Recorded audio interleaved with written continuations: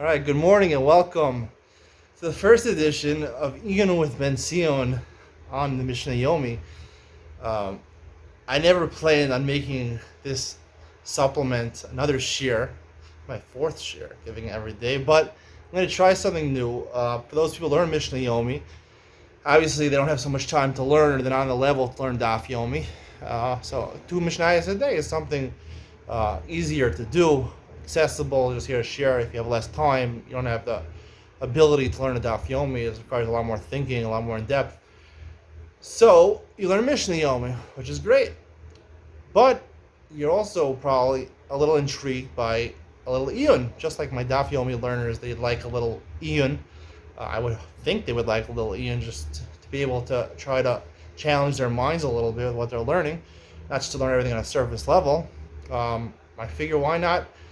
My Mishnah Yomi also is introduced the Iyun Shir, and this has been stimulated as a response to someone who's sitting here and listening to my shir I just gave now, because the Mishnah on Maseches Kilayim, Perek Gimel, it says, Rabbi Yehuda at the end of Mishnah Gimel, Yehuda Omer Rochav K'mo Rochav Aparsa. We're talking about if you have a vegetable field, you want to plant another vegetable in a row in the middle of your vegetable field. So there's 3 ways of making it mutter, or making it allowed to do it, permissible. One person says in the middle of that row of a different vegetable, you have to make a path that goes from one end of the field to the other end of the field.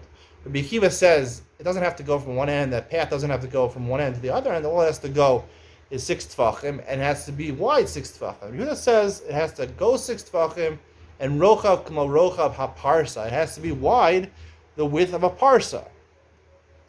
Now, I explained parsa. Parsa comes from the word, and the Mfarshim bring, Arvadia Bertanura and the Rambam bring, it says in the Pasuk, in Dvarim, Eshkisa b'raglecha gagana yarak, shesarach lios ben yarak liyarak makom lahnachas haregel, dahainu rochav parsa, ve'eshkisa b'raglecha. Why does the Torah say, when you water b'raglecha, with your foot?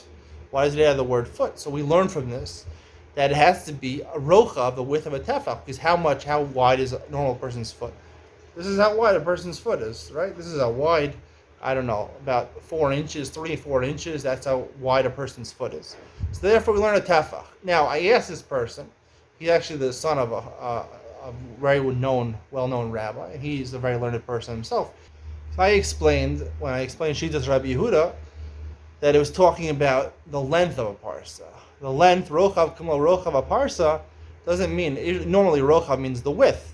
But I explained the length of it because that's what made sense to me. Why does it make sense to me? The average person's foot is about 12 inches, let's say, the length of a person's foot. I wear a shirt size 10 and a half.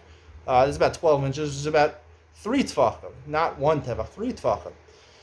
How did Rav Tanura and the Rambam, who both explain rochav tefach, meaning the width of a tefach, the width of your foot, how do they know from raglecha? The pasuk is raglecha, doesn't say your length or the width of your foot. So, you're right, Rabbi Yehuda does say the rochav k'mo rochav a parsa, which is a tefach. But there's a couple of problems with this. First of all, why does he say the width, when it's not clear from the pasuk what it means the length of the width? And secondly, logically, it would make more sense to be the length of the foot. Why?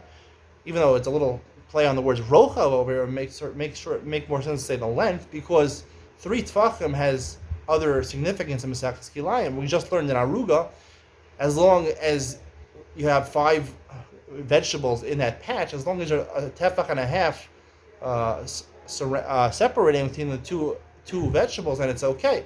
So therefore, here it would make sense to say 2 times 1.5 tefach, which would make 3 tefach, which would make sense.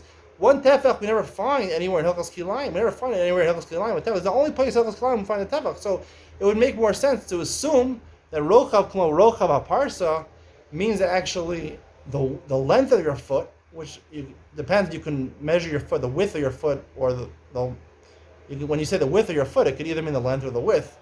So it could be the length of your foot. That could really be in the width of your foot. It would make sense to be a normal average foot would be a foot, which would be 3 tefachim, which would a tefach and a half from each side, which would combine 3 tefachim. That would make sense in Hilchos Kilayim. Tell me what you think about that, Iyun with Benzion and Mishna Yomi.